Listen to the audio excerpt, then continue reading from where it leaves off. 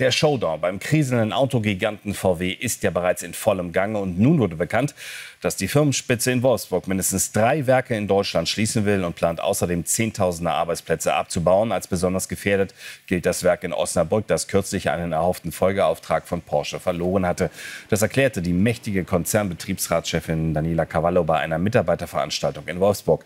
Bei dem kriselnden Autobauer gehen am kommenden Mittwoch die Tarifverhandlungen weiter. Laut einer sogenannten Giftliste sollen ja 4 Milliarden Euro eingespart werden. Dazu zählt auch eine pauschale Lohnkürzung von mindestens 10%.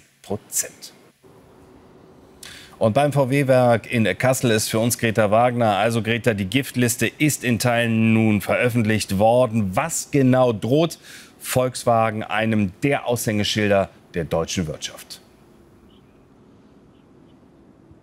Ja, der Knall heute, der kam tatsächlich nicht überraschend. Das muss man so sagen. Das haben die Mitarbeiter mir hier auch noch gerade einmal bestätigt. Man konnte sich ja in den letzten Wochen schon etwas darauf einstellen. Aber was eben neu ist, ist, dass jetzt noch mal ein Werk dazugekommen ist. Jetzt stehen 3 Werke auf der Kippe von den 10, die wir hier in Deutschland haben. Und das ist natürlich erst einmal ein Schlag ins Gesicht. Und was natürlich auch da ist, ist jetzt einfach die riesengroße Ungewissheit. Welches der Werke wird es sein?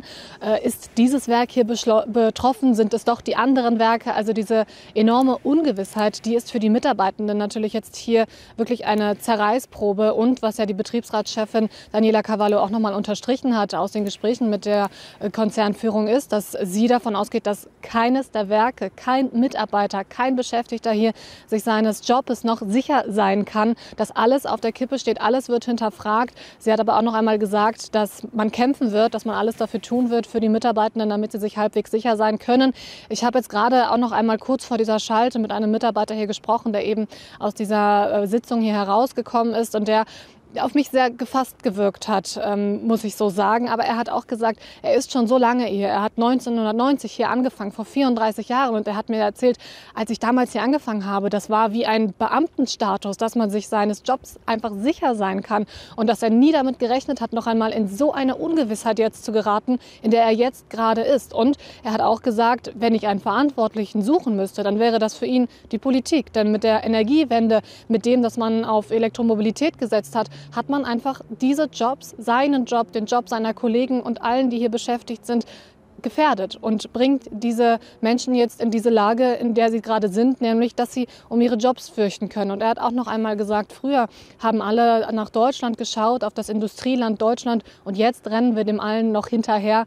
Und das ist eine Lage, die ihn sehr betroffen macht, nicht nur für ihn selber, aber auch für die jungen Mitarbeiter, die hier vielleicht gerade ihre Ausbildung anfangen, die sich darauf gefreut haben, in das Berufsleben einzusteigen und durchzustarten und die jetzt dieses Berufsleben damit anfangen müssen, um ihre Jobs zu bangen. Das kann es ja irgendwie nicht sein. Und er hofft, dass es noch irgendwie eine Möglichkeit für diese Menschen gibt, für ihn und für seine Kollegen. Am Mittwoch startet die nächste Verhandlungsrunde mit der Gewerkschaft. Die Gewerkschaft will ja weiterhin mit einer Lohnsteigerung um bis zu 7% in die Verhandlungen gehen. Aber da muss man jetzt sagen, nach diesem Knall heute ist das wirklich erstmal aussichtslos.